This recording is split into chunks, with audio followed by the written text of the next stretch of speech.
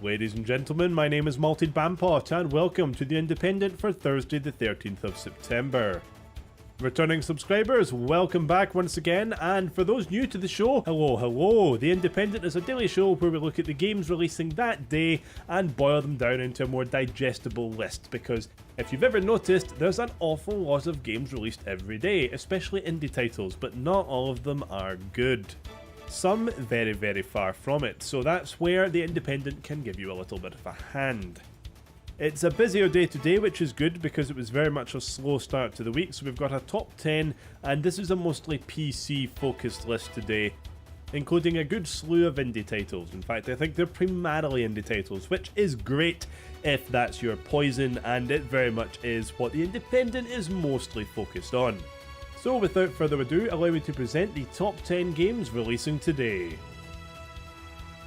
Kicking off today is Frozen Synapse 2 releasing on PC. So this is a sequel, of course, to Frozen Synapse, which was pretty well received actually. This brings you classical tactical gameplay with a new twist. It's set within a vast procedurally generated city.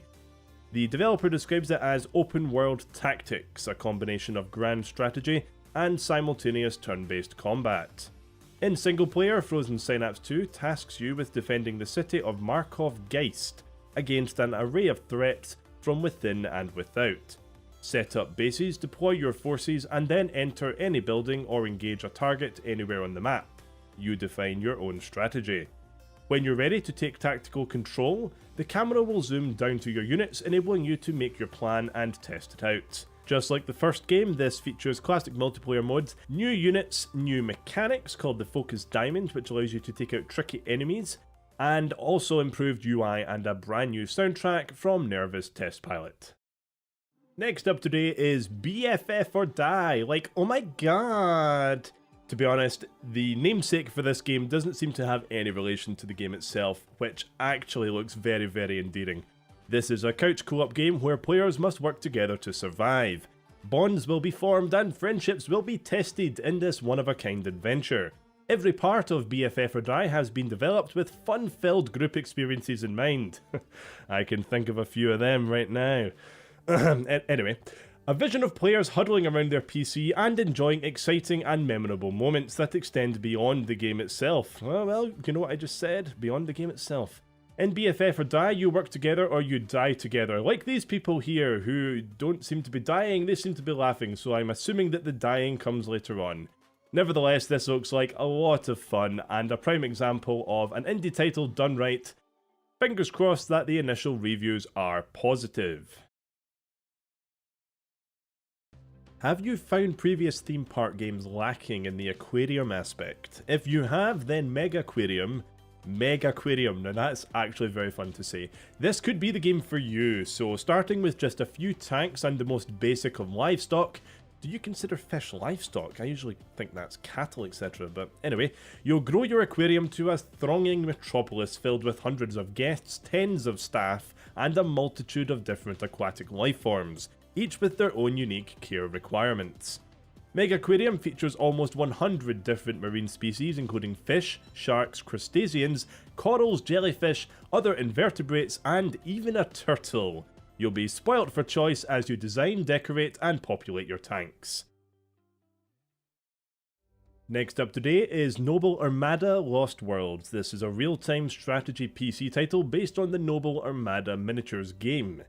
Set in the Fading Suns universe where the suns themselves are dying, humanity battles to revive its lost greatness, or just take what is left. The 5 great royal houses dominate human space as they battle each other for control of the greatest resource, humanity itself. In Noble Armada Lost Worlds, players take on the role of a noble in one of the 5 royal houses, vying against rival fleets and houses for control of human space. They battle pirates, barbarians, heretics, and others in their quest for supremacy. Noble Armada is a game of broadsides and boarding actions as players maneuver their ships to line up their best shots, fire off broadsides of fiery energy, and then board their enemies to end the battle with desperate boarding actions. There's lots of boarding going on.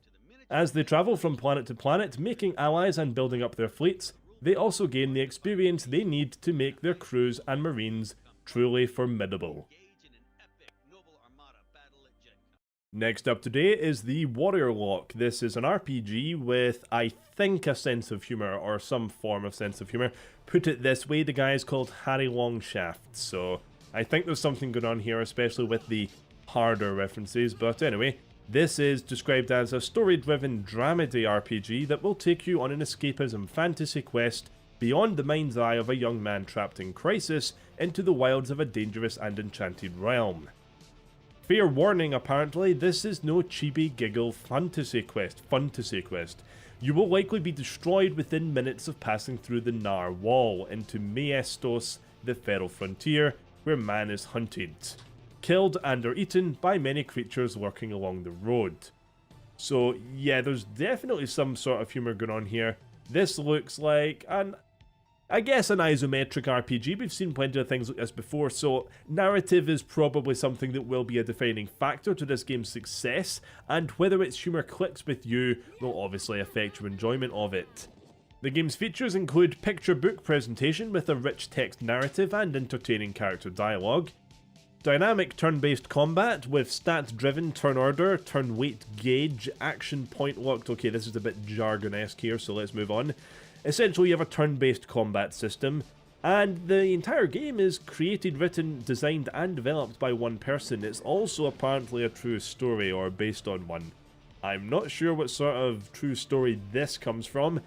Certainly one spawned as a result of experimentation with questionable substances, I am sure. Nevertheless, if you're into these kind of games, one with a bit of a quirky sense of humour and an emphasis on narrative could very much be interesting, and given that it is the product of a single person, this looks like a passion project and a well put together title. Hopefully the gameplay holds up and it doesn't rely too heavily on being funny haha. Next up today is a good old point and click Lamplight City. This is a detective adventure set in an alternate steampunk-ish Victorian past. Be the detective you want to be, but prepare to face the consequences. Investigate crime scenes, interrogate suspects, get information by any means necessary. Follow the law or make your own rules, but how you choose to act will affect people's attitudes towards you. The game features 5 cases to solve with multiple suspects, false leads, and different outcomes, single-click interface with no inventory, and a fictional city with 4 boroughs to explore, each with their own unique flavour. So this makes me think quite a bit of something like L.A. Noire, but in a point-and-click setting. I'm also not entirely sure what the narrative involves. The trailer does a good job of showing scenes from the game without actually giving anything away, but the game overall is inspired by the works of Edgar Allan Poe and Charles Dickens, so they wrote good stories, I believe. I believe they wrote some good stuff, so maybe this could be just as good. I doubt it. But if it's a fun game, then I guess we're fine settling with that. You're not going crazy on me, are you, Miles?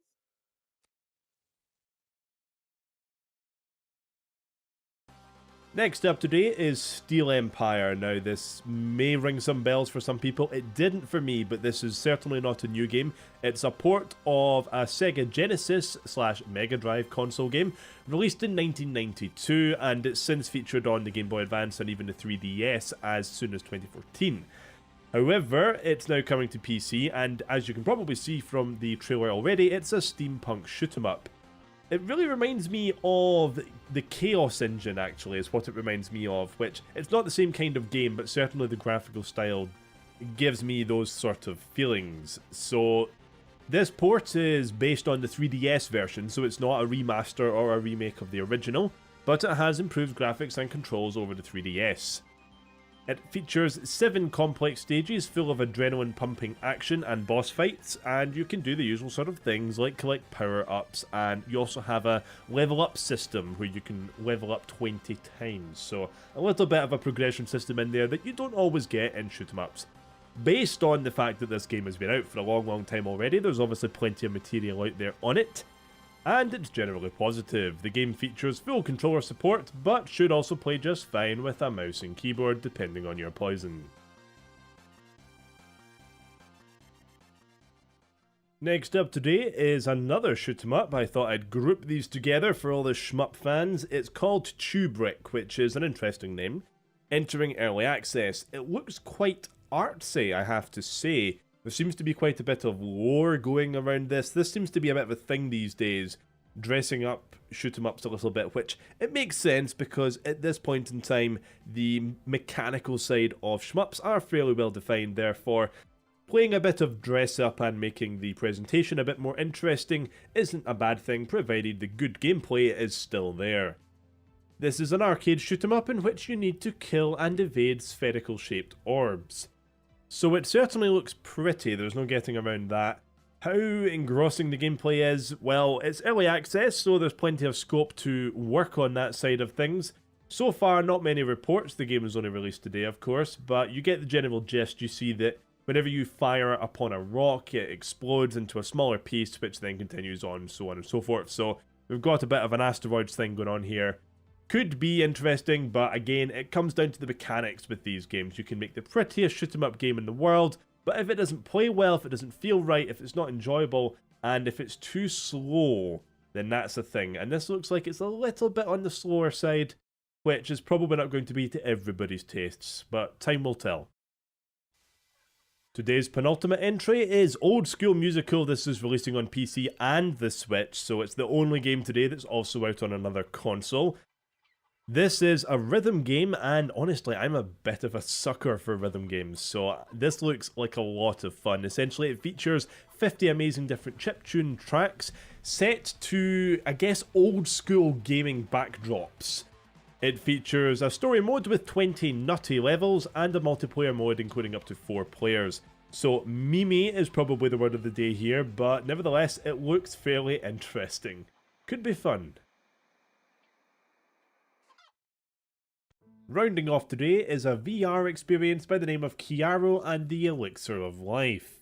Step into the role of Chiaro, a young engineer returning home to the forest of Neverrain to build a machine called Boca and bring him to life with Elixir, a powerful ancient fuel. Together, Boca and Chiaro form an unbreakable bond and embark on an epic adventure to find the lost fountain of Elixir. Like a lot of VR experiences, this is surrounded in a very particular lore, and the main enjoyment from the game is most likely to come from the narrative experience and the world in which you actually play the game.